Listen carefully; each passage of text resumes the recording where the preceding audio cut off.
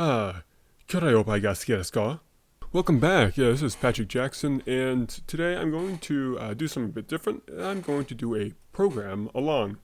So all I'm going to do today is I'm going to show you how to make a very simple dumb terminal in 8080 assembly, specifically for the Altair 8800 emulator I have in front of me right now. Now you can do this on pretty much any 8080 system you have. Just change change ports and such as you need. It's very easy, it's very fun, and before we get into it, let me pour a nice nondescript beverage. There we go. Yeah, it looks like about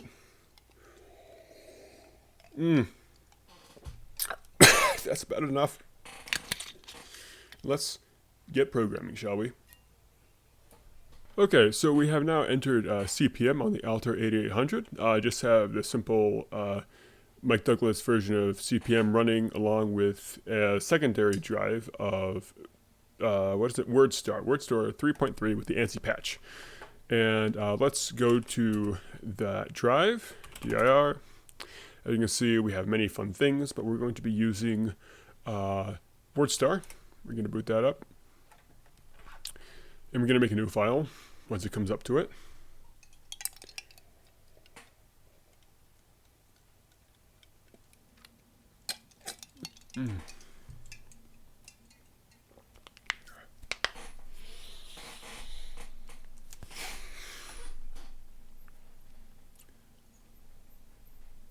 Okay, there we go. So we're going to do a new file. I'm going to call it yaterm.asm for yet another terminal. Do n because we want it to be a non-documented file. Non-documented file has no formatting, so it's plain text. Okay, so here we are. So first of all, right when you have this blank template, and you're like, oh man, what do I do? What do I have to do to start an assembly file? Defines. Get your defines out of the way first. So we're going to do 3 define. We're going to do 4 defines. We're going to be doing 5 defines because I can't count. So we're going to be doing 5 defines. The first one, let's do BDOS. So BDOS, EQU, and this is CPM, so we all know it is 5. Let's do TT. Now we have to do the defines for the 2 ports. I want this to be just a port reflector, simple port reflector. You need to do your keyboard port, then your terminal port. So TTY is your keyboard, CRT is going to be your connected port. So TTY base, this is going to be the base port for configuration and data in. It's going to be 10. TTY IO, this is going to be the input output. This is going to be what's being sent and received. It's going to be the same thing, just offset by 1. It's going to be the same thing for the CRT port. So we're going to do CRT base. And this is going to be at 12. And CRT IO, CRT base plus 1. So we got our defines out of the way. Now let's do this. We're going to do this incrementally. So first we're just going to be a simple port reflector. Can't do anything else without starting our starting address at 100. Let's do our main loop. So our main loop is going to comprise of this. Check the TTY port. If there's nothing on the TTY port, check the CRT port. If there's nothing on the CRT port, go back to the top. Now, if there is something on the TTY port, jump down to a routine that takes the TTY port and spits out the CRT port. If there's something on the CRT port, jump to a routine that takes the CRT port and puts it out on the TTY port. And jump back to the main loop. So let's get that. So in TTY base, RRC, let's actually comment these. Check TTY. Geez. See how long it takes for like a character to send and be received on this? That's ridiculous. can't believe people programmed on these things. Check. Let's do verbose 4 byte on TTY port.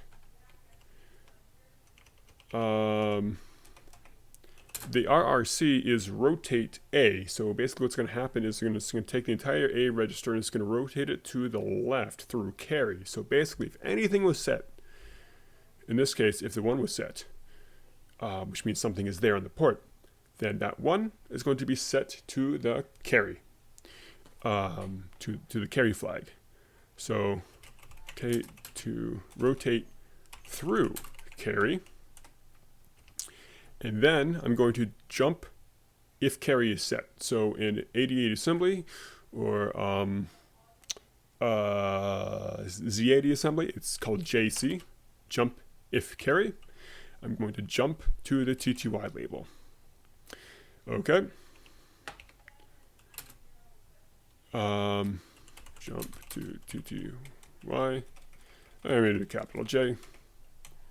Jump to TTY. Okay. And now let's do the same thing for the CRT loop. In CRT base, check for byte on CRT port. I'm going to do the same thing, RRC, rotate through carry, and remember, of course, this is rotating the accumulator because in takes the port and dumps it directly to the accumulator, and JC to CRT,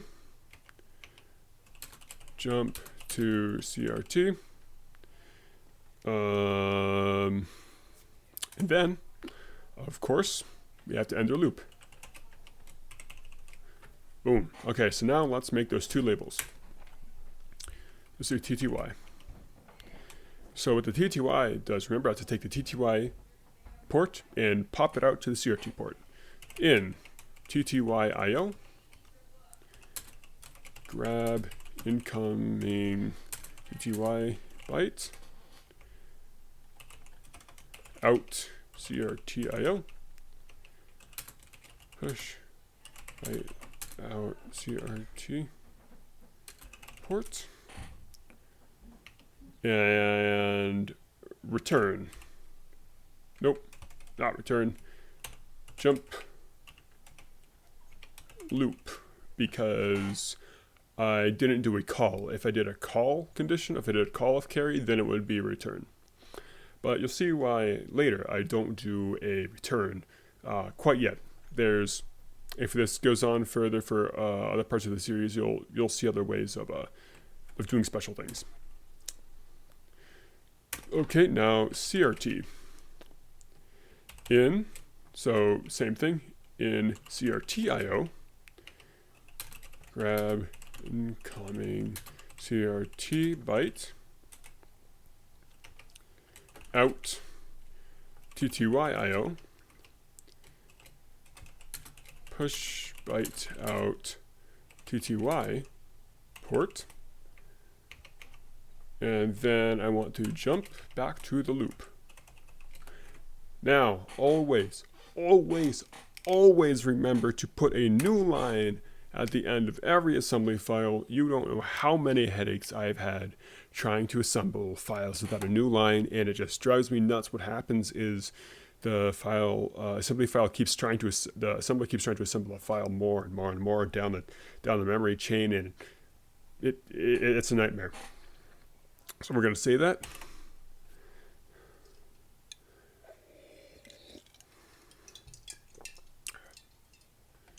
Then we're going to quit. Man, WordStar, man, such a crazy piece of software. We're going to exit. dir. Is it there? Is it there? ASM y term.asm. Wait, actually.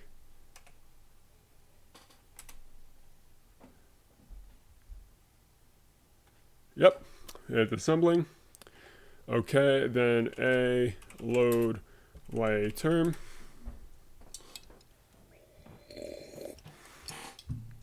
Or a directory on it. Okay. Now let's try running it. So I have this hooked up to my sim, the sim1, and in order to start the terminal, you have to hit the Q. Boom, and right there, that period, that little dot right there, is the prompt for the sim1. So I can do M200, hit enter. Boom, look at that. This is a completely working monitor. It's perfect. Look at that. Isn't that crazy? It's that easy to do. But if you notice, if I hit like Control C, nothing's happening. It's actually nothing's really happening, which is kind of annoying. Basically, I have no way of quitting out of this terminal. So let me stop this and show you how to add an exit check. Okay, and we're back. So let's open up the previous file. N ya term.asm. Let that open.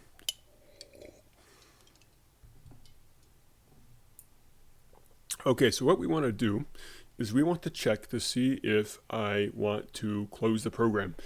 And usually this is a Control C or an escape key press, but I don't want it to be an escape key press because maybe you want to send an escape code over. You know, that might ruin things. So I'm going to do a Control X key press.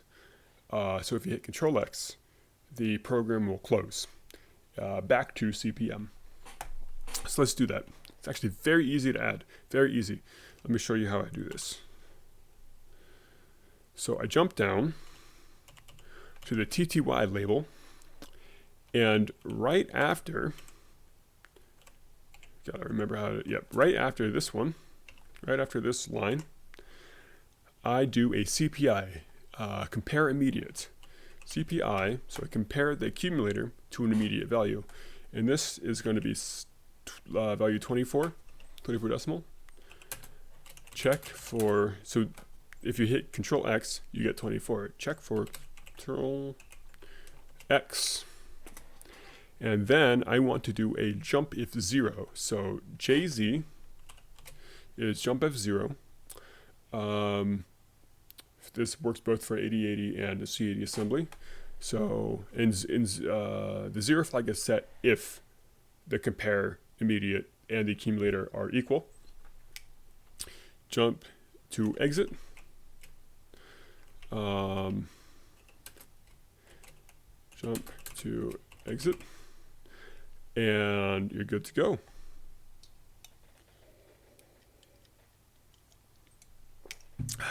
Now, of course, we have to make an exit label. So let's do that. So all the way to the bottom, exit. And this is going to be very easy. We just do a return. Return to CPM. So what return does, oh, new line. What return does is it moves back up the stack pointer. It moves, what return does is it puts the program counter, the global program counter, to the last position on the stack. And when you enter a CPM program, basically the address for CPM is pushed onto the stack first. And then the last return you do, that gets pushed back out to the program counter and resumes. There are ways to force a close in case you lose track of the program counter and all that sort of stuff. You can do RST0, but that's that'll come later, and you could probably cause a stack overflow if you do this too much. Anyway, so let's see if this works. Control S.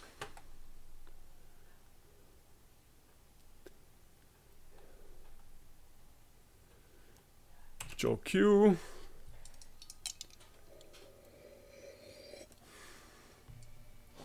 I know that there's a way to save and exit. I don't remember how to do that. So let's assemble.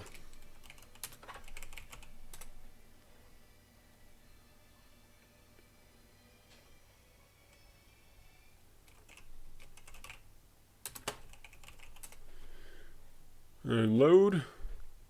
Okay, let's try again. Okay, let's start the prompt. Boom, M200. Looks good. Now, if I want to quit, I'm going to hit Control X. Boom, look at that. I'm now back in CPM. Now, let's make it a little more pleasing to the eye. Okay, so we're back. Now let's reopen it.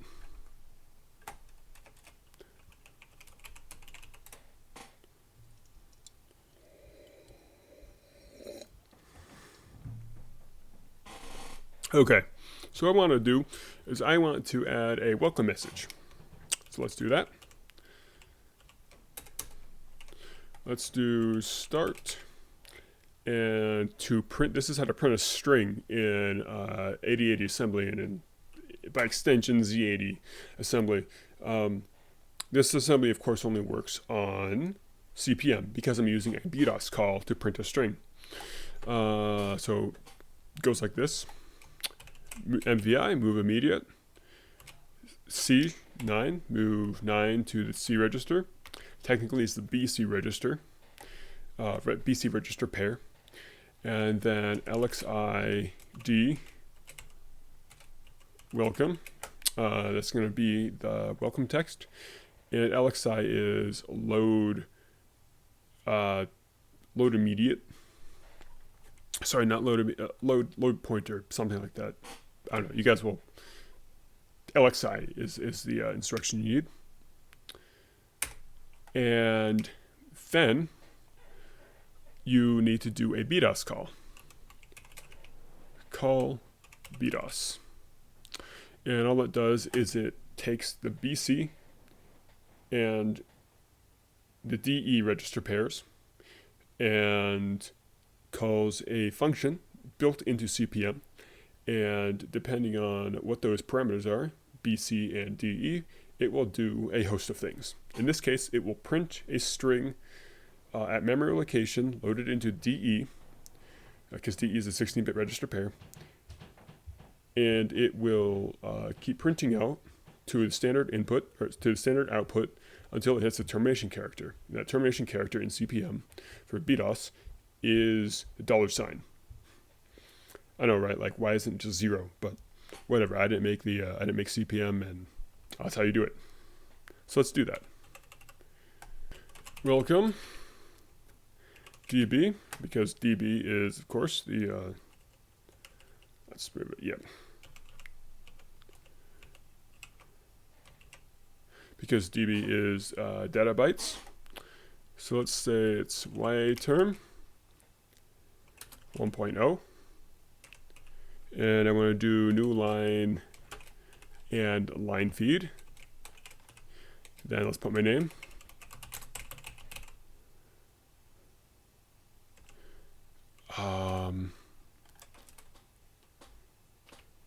DB DH 0AH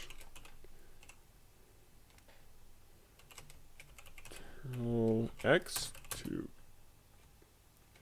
exit 0 DH 0AH, and then of course the termination character, and of course do a new line. Okay, looks good, and let's close and reassemble.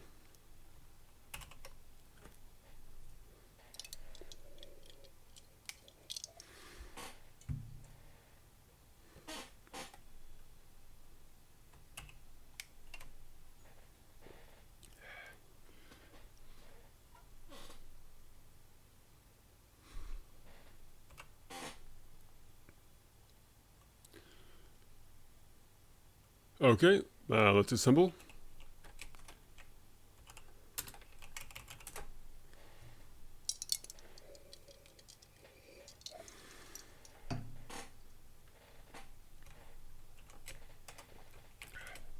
Now let's load it.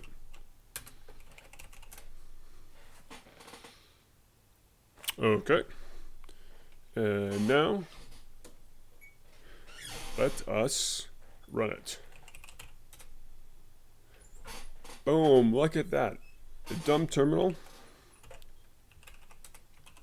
All set for my right for my use. And of course you can exit. Look at that. Perfect. So easy. That was so easy to make, so small, so simple, so quick. And with this you can expand it to many other things.